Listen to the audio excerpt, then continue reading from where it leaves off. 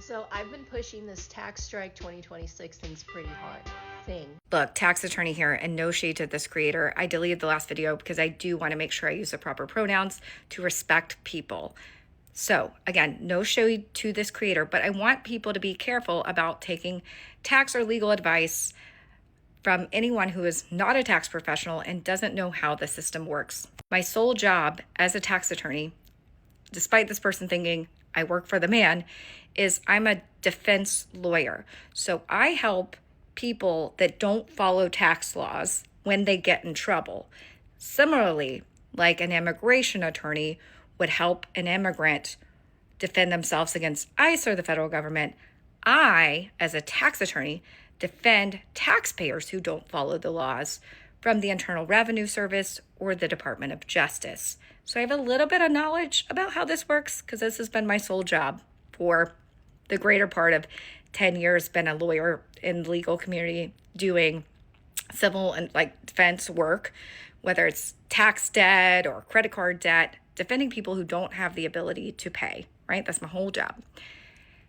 What people need to understand that I think a lot of these creators are missing because they don't work in the system, they don't know how it works, is their main premise is that the government doesn't have the workforce to go after everyone. And that is the improper assessment and assumption to make. The government uses data matching, AI, algorithms, and automated workflows to do most of the civil enforcement in the United States. You get an IRS letter and you're a W-2 worker. A lot of those letters start with CP, which stands for computer processed, okay? That means people are being caught in an automated system that's being done without humans. My whole life, my whole goal has been to help defend American taxpayers and people that are struggling to provide for their family, to run their business.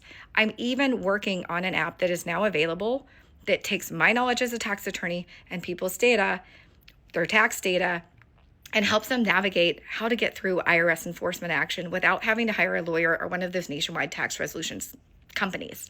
The reason I'm so passionate about it is because I'm on the board of a low-income taxpayer clinic.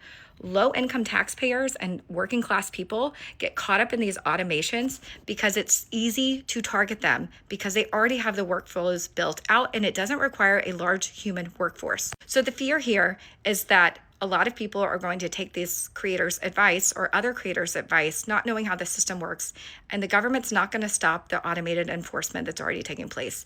And it may not have a huge impact on the system, but it might have a huge financial impact on that person's ability to live and provide for their family or their children. And that's a little reckless. I agree. We all want change. I fight the federal government every day, and it's something I'm super passionate about. I think it's disproportionately unfair to target lower class Americans or working class Americans with automation and then not do that same kind of aggressive enforcement action on, very wealthy people or people who have pass-throughs or corporations or partnerships.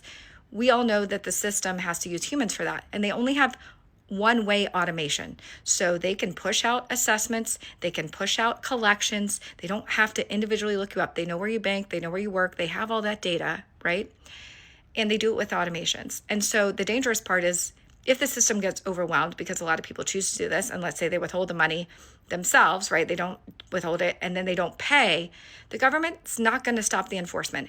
And if the system gets overwhelmed, there's going to be a lot of people that need help from the service, and there's not going to be a large workforce there to help people get levies off, to help them, change their withholdings. The government can lock in with your withholdings and then you won't be able to change them and they'll be withheld at a higher rate. So there's a lot of danger in taking this advice, and my sole goal is to educate. I want to help people. I agree.